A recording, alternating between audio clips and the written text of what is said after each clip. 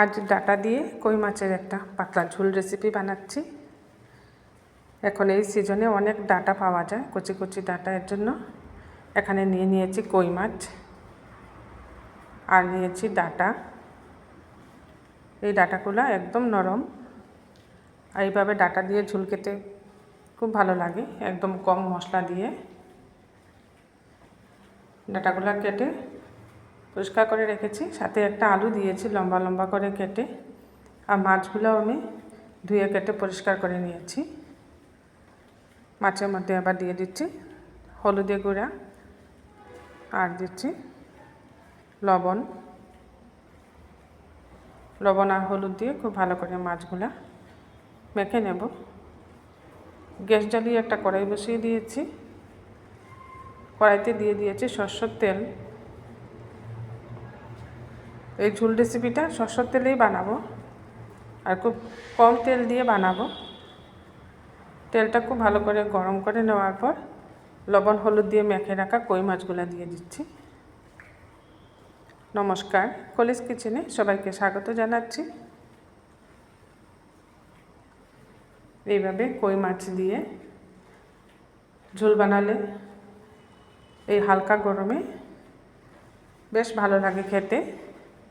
কই দিয়ে তো আমরা সব সময় কই দিয়ে শস্য বাটা দিয়ে বানিয়ে থাকি, কইয়ের তেল বানিয়ে থাকি, বা কই দিয়ে পেঁয়াজ বাটা দিয়ে কই মাছের ঝালও বানিয়ে থাকি। তাই আজ কই মাছ দিয়ে একটা ঝোল রেসিপি বানিয়ে আপনাদের সাথে শেয়ার করছি। ভিডিওটা স্কিপ না করে সম্পূর্ণরূপে দেখার অনুরোধ করছি। আমি কই মাছগুলো একটু কড়া করে ভেজে নিচ্ছি। এইভাবে উল্টে পাল্টে দুইটা দিকে আমি একটু লাল করে ভেজে নিচ্ছি মাছে। যারা ফেসবুক থেকে এই রেসিপিটা দেখছেন, ফেসবুক পেজটা ফলো করে নেবেন। মাছগুলো ভাজা হয়ে গেছে, এগুলাকে উঠিয়ে নিচ্ছি।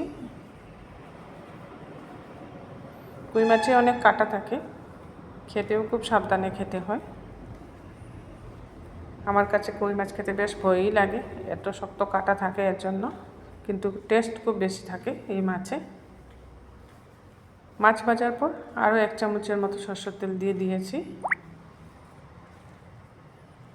তেলটা খুব ভালো করে গরম হয়ে যাওয়ার পর ফোড়নে দিয়ে দিব 5 ফোড়ন। খুব সিম্পলভাবে খুব কম মশলা দিয়ে এই রেসিপিটা বানাচ্ছি। 5 ফোড়ন দিয়ে একটু ভাজা ভাজা করে নিচ্ছি।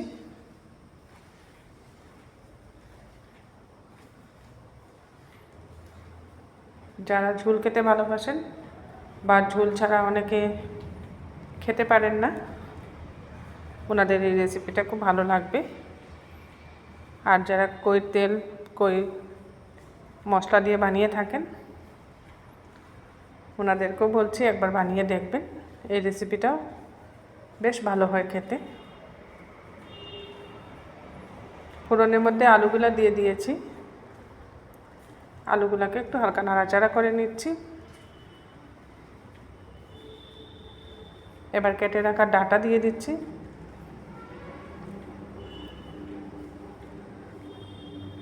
ডাটাগুলো দিয়ে দিচ্ছি কাঁচা লঙ্কা। কাঁচা লঙ্কাটা একটু বেশি দিয়েছি। কাঁচা লঙ্কার ঝাল ঝোল রেসিপির মধ্যে ভালো লাগে, তাই কাঁচা লঙ্কাটা একটু বেশি দিয়েছি। দিয়ে দিচ্ছি হলুদের গুঁড়া আর দিচ্ছি জিরে গুঁড়া আর লাল লঙ্কার গুঁড়া খুব সামান্য দেব। সামান্য লাল লঙ্কার গুঁড়া দিয়েছি, এতে করে কালারটা সুন্দর হবে এর জন্য। আর জিরে আর হলুদ, এর মধ্যে ধনে গুঁড়া দেব না। পরিমাণ মতো লবণটাও দিয়ে দিচ্ছি। এবার মশলা দিয়ে সবজিটা খুব ভালো করে কষিয়ে নিতে হবে সব মশলার সাথে। এইভাবে বারবার নাড়াচাড়া করে সব মশলার সাথে খুব ভালো করে কষিয়ে নিতে হবে। যেহেতু ঝোল রেসিপি, মশলাটা ভালো করে কষিয়ে নিলে মশলার কোনো কাঁচা গন্ধ থাকবে না। কিছুক্ষণ ঢাকা দিয়ে রাখলাম। একটু ঢাকা দিয়ে তারপর ঢাকাটা সরিয়ে এভাবে একটু নাড়িয়ে নিলে কষানোটা খুব ভালো হয় সবজি।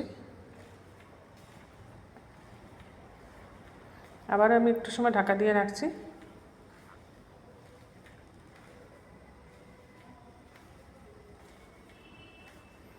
এইভাবে 3 থেকে 4 মিনিট ঢাকা দিয়ে রাখার পর ভালো করে কষিয়ে নিচ্ছে। এখন এটা সবজি থেকে একটু একটু জল বেরিয়েছে, সামান্য জুসি জুসি হয়েছে সবজিটা। এবার শুকনো করে নিচ্ছি কষিয়ে। এবার কষানোর এই পর্যায়ে দিয়ে দেবো এখানে ঝোলের জন্য পরিমাণ মতো গরম জল।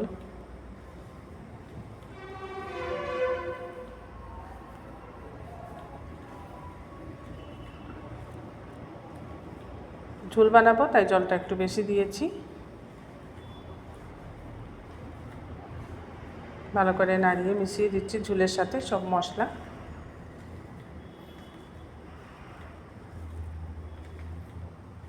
এইভাবে ভালো করে ফুটে ওঠার পর গ্যাসের আঁচটা মিডিয়ামে করে কিছুক্ষণ ঢাকা দিয়ে রাখবো যাতে সবজিগুলো খুব সুন্দরভাবে সিদ্ধ হয়ে যায়। কই মাছ দিয়ে ডাঁটা আলুর ঝোল রেসিপিটা আপনাদের ভালো লাগলে বানিয়ে খাবেন, কমেন্টে অবশ্যই জানাবেন টেস্টটা কীরকম হলো। আর কলিজ কিচেনটা সাবস্ক্রাইব করে নেবেন, পাশে থাকা বেল আইকনটা প্রেস করবেন, এতে করে যখন এরকম নতুন নতুন রেসিপি আপলোড করি সাথে সাথে নোটিফিকেশনটা পেয়ে যাবেন।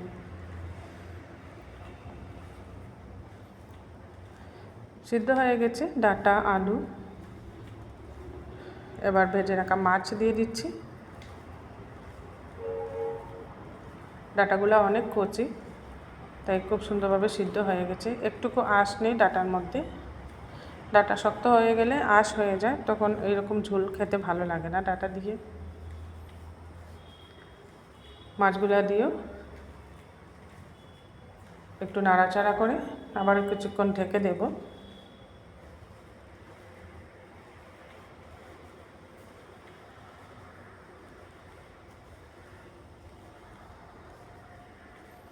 নাড়াচাড়া করে কিছুক্ষণ ঢেকে দিচ্ছি।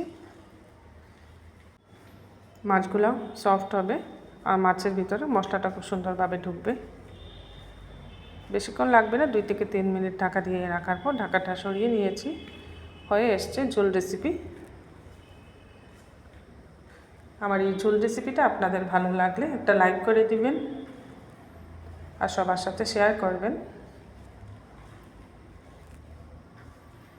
এবার একটা সার্ভিং বলে নামিয়ে নিচ্ছি। গরম গরম ভাতের সাথে এইভাবে একটা কই মাছের ঝোল বানিয়ে নেবেন, খেতে দুর্দান্ত লাগে। দেখুন খুব সুন্দর হয়েছে কই মাছের ঝোল রেসিপিটা।